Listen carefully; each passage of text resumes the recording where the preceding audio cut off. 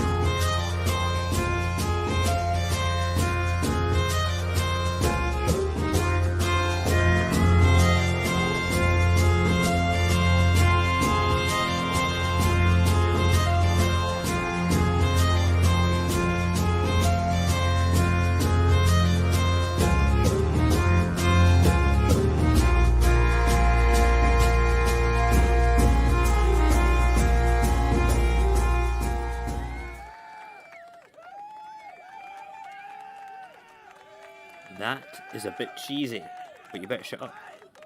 My wife is sleeping. Stop it. Good evening, Scotland. Good evening, social media land. I hope you are well. I don't need the headphones for this. Oh, we're missing the delightful fireplace I've had on YouTube behind me on my television, which is a wee shame. It's a wee shame. Right, so this is a stress test. This is me going to put this software through its paces. I'm just going to quickly check that Facebook is actually going live just now with me. This is important because if it's not going live, what's the point? You know, this just doesn't make any sense. Right, so we need to first of all go there. No. Let's just check, actually, let's check the old tube of views as well on the phone. I think I did see myself go live there. Let's make sure the sound is down. We don't want any reverby on the old thing like that. Okay, let's play catch up. Yep, there we go. That is caught up. That is working beautifully. Right, that's cool. Right, so that's the first thing. So that is working. We like that. Right, so now we go back to the tube of views. No, to the face of books. The book of faces. I don't know what I'm saying, okay? It's been a long ass day. And once we've checked this, groups, and then we can go down to my little group. Where are you? My groups. We want my groups. Your groups. There we go. I thought it said my groups. The Saltire. There we go. That is them live there. Right, so that the Saltire was live. The Saltire should still be live. Okay, so let's go and have a wee look. See, go to the yes, there we go. That is working. Excellent. Right, good. Right, so who's that? Ah, thank you, Trisha. I can't actually chat back on the chat thing there on YouTube because it won't let me sign in on the plugin on OBS. I still have to figure out how to do that. But thank you for saying there. That's really good. That's cool. Right, so what we're doing here just now is, first of all, let me just put on the headphones. I'm going to ask anybody that's listening, can you hear a little bit of background music? Kind of lo-fi, mellow sort of music. If you can hear that, just pop a wee yes into the chat. Okay, that would be cool. That's the first thing. The next thing that I'm going to do is, excuse me, is I am going to go through the sort of things that I'm going to do with the little intros, do a little chat about things, and make sure that the technical side of this is working.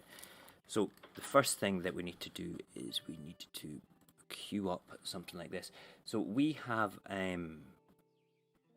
just won an incredible election in Scotland, right?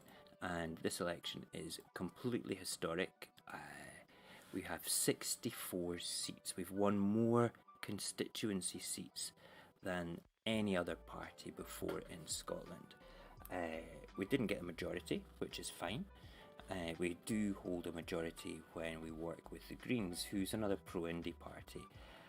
It was a tough election. It was a different election because it was all done under COVID conditions, which makes me wonder what it would have actually been like if we'd done the same thing without COVID conditions, like knocking on people's doors and stuff.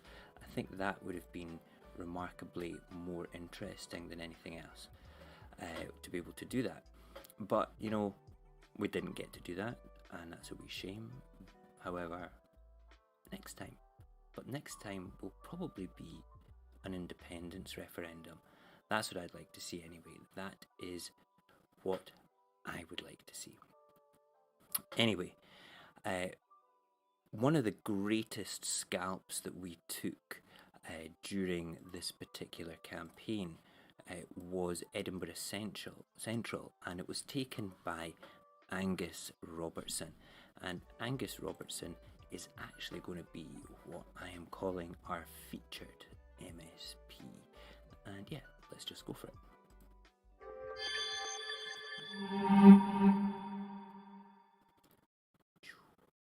Boom. Now, so what's going to happen is I will queue up different things for this, and you'll have little things like that coming across, and I'll be feeding in like this to talk about different things as well. This is me just thinking out loud to make sure I click the right buttons on this software. So Angus, let's get Angus up and we'll have a wee chit chat about Angus. Now Angus is basically, he was born in 1969. He was a Scottish politician and a member of the Scottish Parliament for Edinburgh Central since Friday. He was served as a deputy leader of the Scottish National Party from 2016 to 2018, and he was also the leader of the House of Commons for the SNP for 10 years, 2007 to 17. He is a big hitter for the SNP. And to have him scalp Edinburgh Central is a big deal as well. I would like to say that he's going to be pretty cool for Nicola, in my honest opinion, because he's very much a Nicola man. I know there's things about his past some people may accuse him of. I don't know. I've got nothing to do with that. But he is in power now. So what do you do with a big hitter like that? Do you put him in charge of something in government? Or do you use his charisma to push forward with something else? Now, most of the union parties have deliberately gone out of their way to say you cannot do an independence referendum and look after the day job. Well, with somebody like Angus with you, you actually can. Why can't Angus look after pushing for Indy? Right? Why can't that happen and Nicola look after the day job? He is a man that could push for independence and keep things going. Minister for Independency. I think that would be an awesome role for him. I really do. He's not a bad guy. He's very charismatic and he's very serious about independence. And I mean, what do you do in those situations? You have to have somebody do the job, and you know, he's probably the best person for it. We like to think that we know best with regards to how to get independence, and I don't think that rushing into it's a good idea. I don't think that being pragmatic is also a good idea. I think there has to be a balance somewhere for that. And I think that they've kind of hit it quite properly. Nicola's hit it properly with regards to making it like within the first half of this this parliamentary term, within the next 2.5 years. Some people will disagree completely with me, but I mean, you're entitled to your opinion. Okay. However, we do have to contend with COVID. First of all, I will say, if nothing is said or done or pushed forward, or those milestones stepped in my eyes, I personally will become disappointed and will start to campaign that disappointment in an assertive way, but not in a toxic way, not in the ways that we see some of our brethren within the Yes movement attack each other across social media.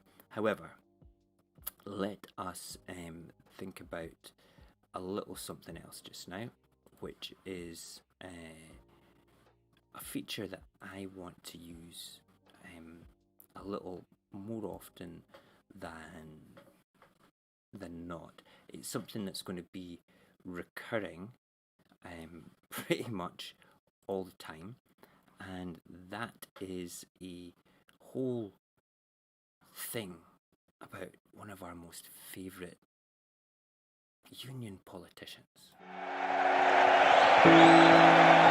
Oh dear, Douglas Ross. The linesmen don't get any sympathy, but certainly MPs don't either. Yes, Douglas Ross MP. Douglas Ross MP. Now, Douglas Ross is the leader of the Conservative Party in Scotland, and he's not got a great reputation. And he did a 5-minute interview on Channel 4 News, I think in the last 24 hours. Now, I've got it here, and I'm going to play it, and I'm going to stop it, and I'm going to comment, and I'm probably going to get a bit ratty about stuff as we go through it. But it's worthwhile listening to how he tap dances around the questions. And I just want to say, Douglas, you're not going to get away with tap dancing in Holyrood. They don't have a dance floor, mate. They really don't. Okay, so let's have a wee listen to this. Well, earlier I spoke to the leader of the Scottish Conservatives, Douglas Ross, and I began by asking him if he was a bit disappointed that his colleagues in London have said that they won't be taking the Scottish Government to court to stop a second referendum.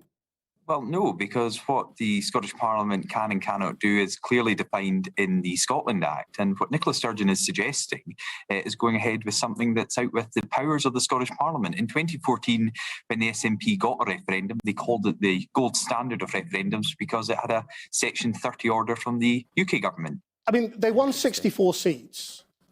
If they'd have won 65 seats and had an outright majority all by themselves, watch him dance round. Would they have question. had a mandate for an independence referendum? Round it constantly. Well, that's clearly how they achieved a independence referendum in 2014, was winning a majority in the 2011 election. So if they'd have won one more seat, you'd have backed a referendum. Is that what you're saying? We said during this election that the way to stop an SNP majority and a way to stop a second independence referendum was voting Scottish Conservatives. And that's why I believe we've had our best ever result here in Scotland, holding 31 seats. But just back to this point, I mean, are you really saying that if the SNP had won one more seat down, mate, then you'd be fine with the referendum going ahead? That's the difference. I never won another. But you'd accept that you didn't have a right to stop it. What I'm saying is there was an opportunity, as there have been in the last two elections, for the SNP to be returned with a majority. The public across Scotland have decided to stop that. But would that have been a mandate? I was just saying they've decided to stop that, and they did so by supporting the Scottish Conservatives in record numbers. But would, in your terms, an SNP majority on its own have been a mandate for a second referendum? Well, I explained a couple of answers ago. That's how they achieved a referendum in 2014. But you're not going to say yes, that's how they did it. I mean, that's history. I'm talking about the future. Yes, would it have been, for the future, a mandate for a second referendum? I'm saying that's exactly how they went about holding a referendum in 2014. I want you to talk about the future. Well, we know what happened in the past. Yeah. You're asking me to predict another election. So what I'm pointing out is the absurdity of your position, which is that if they'd have just won one more seat in this very complex system, they'd have had a mandate for an independence referendum in your terms, but because they didn't, they don't. Well, they had a mandate in 2011 because they got a majority, and that's how they held the 2014 That's referendum. history. But We know at the history. two successive attempts for Nicola Sturgeon really. to gain a majority, she has failed. And I think a lot of what we're hearing from Nicola Sturgeon and her supporters within the SNP about court battles and the UK government taking the Scottish government to court We're is gonna all talk just about a bit of deflection from the fact that she has failed now on 2 occasions to secure a majority that the SNP were previously able to achieve here in Scotland. Some people think you're doing exactly what the SNP want now, which is saying no when the parliamentary democratic conclusion of this election is clearly an even more pro-independence parliament than there was before the election, and that all you'll do is stoke pro-independence feeling. Are you sure you've got the right strategy for the union? Well, I would question Nicola Sturgeon's strategy, telling people on Tuesday that they could vote SNP and it wouldn't be taken as a mandate for another independence referendum, and then by Friday going on all the television stations to say she now has a mandate for a second independence referendum. I think many people in Scotland will be bitterly disappointed that their vote is now being used in this way by Nicola Sturgeon when she gave an assurance it wouldn't be. Ruth Davidson, your predecessor, has done a very interesting thread on Twitter talking about you, saying, you know, you weren't interested in being personally popular. You were very focused on just doing the right thing. I mean, do you feel that that's a fair characterisation? Have you taken a lot of personal flack during the course of this campaign? Would you like to be liked more now? Sometimes in politics, you know, the most important thing is results. And the fact is the other pro-UK parties who also took some shots at me have gone backwards. They've lost seats. The Scottish Conservatives have maintained our position as the main opposition in Scotland. We've held our seats at 31 and we've increased our vote share. So whatever people have said about me during the campaign or will continue to say, I'll take that as a success for the Scottish Conservatives and the people who have been supporting our party both in the campaigning and with their votes over the last few weeks. Douglas Ross, thank you very much. Thank you. Yeah, do you know what? I find it very difficult to listen to him sometimes, the way he dances around questions, the way that he just doesn't want to do anything other than big up his own ego. It's so frustrating. It really, really is frustrating. But that's cool. Right? That's cool. We can deal with that. We can watch him dance around in Holyrood. He's not going to be able to get away with that in Holyrood. When you're sitting down in the debating chamber, there's certain rules and expectations of your behaviour and the ability not to talk shit, basically.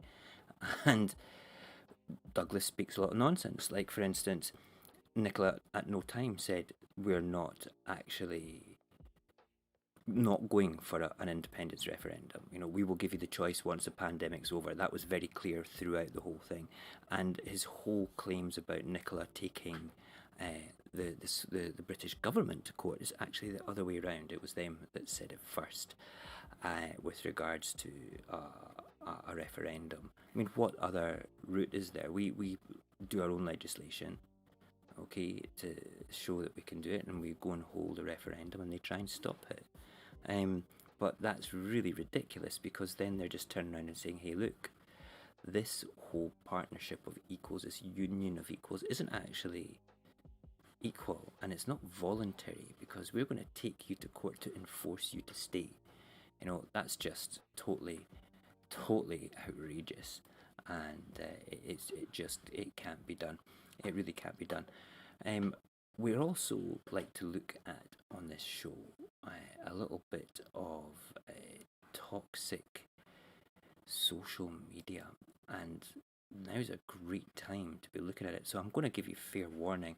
I have not rubbed out the names of anybody whose social media I've lifted from public servers. These are from public servers. Okay, so it's all available there. So let us have a quick look at this, shall we?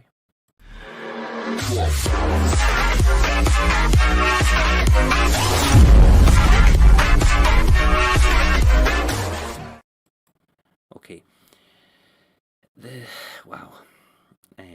This is really quite scary.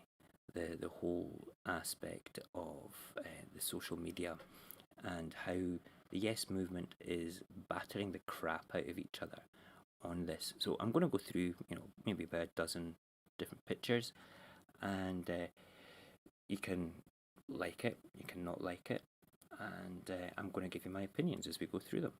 Okay, it's quite straightforward. So, this first one, Vote Yes, is one of the groups on Facebook for it. Okay, and in loving memory of the true Labour voters, now red Tories. This is a disgusting thing, because what we have here is a fair criticism, okay, of Labour voters, Labour Party members, Labour people, all thinking that it's actually okay to vote Tory because they're more union than Labour. I've in my early years, I voted Labour because I thought they would be the conduit towards Scottish independence. All my local elections was SNP, but until the SNP had a little bit of a foothold towards Westminster, and then certainly on from Holyrood, that was the case. But why on earth are Labour voters voting Tory? Does that not just leave a bad taste in your mouth? I mean, it really... Okay, how Labour supporters can hold their nose and vote Tory is beyond me. Even with a gun to my head, I couldn't do it either. You could waterboard me to pieces. You would, honestly, I can't think of anything that would make me put a cross in the box for the Conservative Party. The rest of these get a bit offensive, so for the less strong-willed of us, please look away now. A wasted opportunity. All these wasted SNP list votes, in reality, a vote for Tory and Labour Unionist parties. This is all going on the back of the SNP 1 and 2 thing. I don't think that's quite a gentle and fair sort of response to it. My vote was not SNP 2. In Lothian, I voted Green 2, and my list vote delivered 2 Green MSPs. So I can sit back with my conscience, with my folded arms, and say, I delivered another 2 independents bums on seats at Holyrood. So, unfortunately, my good lady, Katrina MacDonald for Edinburgh Southern, did not get in because Daniel, the incumbent, got back in again. That's not the point here just now. We're talking pretty much about this. So, let's move on. Everybody who voted 1 and 2 SNP better hide. There's a lot of toxicity coming from one particular faction that didn't believe in it. Now, you're allowed to vent, okay? Get it out your system. Get it out your system soon, because there's nothing we can do about it now. You can sit back there and you can sort of like just get on with it, or you can just shout and waste your time, waste your energy. Your energy is better played somewhere else. Nicola Sturgeon tells Peter Adam-Smith that she will go ahead with legislation for the second referendum, and Boris Johnson will have to go to court if he wants to stop her. This is in response to the previous comments about going to court and things, but it's true. You know, it would be awful to go to court. It really would. And let's face it, okay, we don't want that, and I'm sure that Boris and the rest of Westminster realise that going to court would be the worst thing possible. Neil Mackay on Twitter, he's quite a vocal person for SNP1 and any other Indy 2. Some of the stuff he says is quite whoa. Okay, so if you cast both votes SNP, how long are you going to give her to deliver on independence? When for you it's enough is enough. We've been taken for fools threshold. He doesn't beat around the bush, does our Neil, and that's cool. If he doesn't beat around the bush, he just tells it how it is. And the next one as well, some people are brainwashed. If you can't see that, then you're part of the problem, and that's referring to people that basically went in blind to the election, not understanding the DeHaan system. If anybody wants to know how this electoral system works in Scotland, just drop me a DM on Instagram, the.saltire, and I'm quite happy to talk to you about it. Here we go. SNP both brigades stand proud today, you deserve it. Is this sarcastic? You think? Well, yeah, people were getting upset about it. Well, Conservative pundit gloating about the list seats that they're going to win on 22% of the list poll certainly emphasises the lunacy of SNP 1 and 2. It's up to you to think about what you want to think about that. Morning, dimwits. 1,094,000 wasted SNP2 votes for 2 MSPs.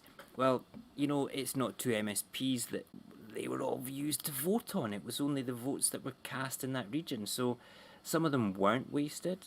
Maybe that's what he's saying, that these were the votes that were cast in the region that didn't deliver SNP list seats. I don't know. Moving on. This is one of my favourites. This guy Doug, I friggin' love. Some of the stuff he does is hilarious and it's very satirical. I would love to have him come and do stuff live with us. He's somebody funny, but this is great. You haven't tweeted for 23 hours. Are you okay, babe? For our Douglas Ross. Oh, yeah, that's pretty good. We like that. Now, the next picture is the one that triggered me the most. To think that we have people like this in Scotland. Just let that sink in for a second. Now, Professor Bultmann, I'm proud of the progressive Scotland that we are, but an extreme fringe does exist here too. Like the First Minister yesterday, did you see that when that rabid piece of whatever came just stalking her? Anyway, like the First Minister yesterday, we all need to call it out. Case in point, this has just happened at a counting in Glasgow. Nazi salute and anti-vax yellow stars. Together we must stand up to fascism. And you know what? We have to stand up to fascism. It's just not the sort of thing that any of us should ever have to experience. Let's just face it. If fascism got a foothold in this country, right now the way a lot of people are voting down south is pretty much on the extreme fringes of that. Hartlepool, wow, 57 years Labour and then now Tory. What does that say? Somebody said to me the other day there when I discussed this, well, take a look at the state of the opposition. Now we can talk about the state of the opposition another time, but I called them out and said, what do you mean, the state of the opposition?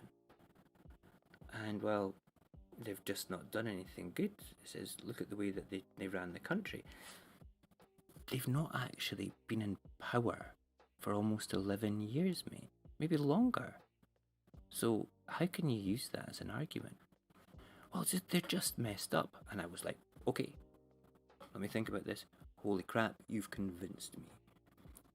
I'm a Tory now. I'm going to vote Tory just because of the lunacy of that argument. No, I'm not. Obviously. However, that's the way that it works sometimes. So, yeah, people can be a bit crazy. Crazy. Hiya, Connor. How are you, my friend? Do we think that we could get independence within the next 4 to 5 years? That's a good question. I think it will be sooner. I think that what you've got to look at, right? Okay, let's just put the power pull of independence on the end of my nose and grab it. Okay, let's just like a dog with a biscuit, right? So we're going for independence. We've got a direction. We're going down the road. We know when Indy Ref 2 is going to be. It's going to be moving in a very positive direction. Let's just say spring next year, just for the sake of shits and giggles, right? We vote and we vote yes, and the majority of the country votes yes. We then have a transition period. Nothing like Brexit, I mightn't add, because this book will be looking backwards just now because I've got this camera reversed and mirror, so my saltire's over my right shoulder. Okay, so you won't be able to see this properly, but this book here is called Scotland's Future, but it's backwards, alright? It's backwards. Right? This was the manifesto for independence last time round. Okay, this here is as thick as a telephone directory. This is what basically discusses independence after we vote yes. That'll take at least 2 years to discuss. That has everything from currency to borders to everything in it, alright? So it's not just about putting a cross in the box and all of a sudden the next day we're all basically making oil milkshakes and walking down the road with kilts and feeling good about ourselves. Yes, we will feel all that, and that's cool. But there's the whole political thing, the whole negotiation thing. But the one thing is, last time we were organised, this is the way that it was going to go, alright? And it'll go that way again. Just, Nicola said that as well with regards to everything. It is a step in the direction. I don't think it'll take as long as 4 to 5 years. I hope not. I'm 50 this year, and I don't really want to be 60 and, not have independence. There's certain milestones in my head that need to be reached before my eyebrows start to raise and I go, are you talking shit? Are you? Are you really talking shit? So yeah, I think that something will have to be delivered during the first half of this term. I don't think that it will be the second half. I think that the way things are going with COVID, we could pretty much have a reasonably good set of islands COVID-wise by the end of the year, and then there's no reason why we can't push forward with the legislation, and maybe even, like I said earlier on, get this guy here, Angus, who won the the Edinburgh Central seat, get him to run all the pro-Indy stuff while Nicola does the day job and guides us through the pandemic. I think that's possibly a really, really good idea. Don't know how you feel about it, but I think it's good. But yeah, listen, Connor, thank you very much for asking that question, and come and speak to me on Instagram later if you want. I'm gonna basically shut down this and check all my stress testy tick boxes to make sure this worked okay. So listen, this has been fun tonight. This is nothing. This is just me stress testing it and getting used to stuff like a dress rehearsal for a dress rehearsal. The next sort of tests are going to have actual other people speaking and me reacting off them. I might actually do this whole thing again because there was one big mistake which you guys probably didn't notice, but I did because something didn't pop up on my screen to allow me to control something. So I need to go away and fix that. I also need to get used to doing the transitions a bit quicker as well. Alright, so listen, thank you so much everybody for taking the time to watch this. If you're watching this back later, that's cool too. But I'm going to go now, and I'm going to go and check the stress of the test. Take care, goodbye, and good luck. I hope you've been enjoying Mojack's Happiest Radio Apocalypse.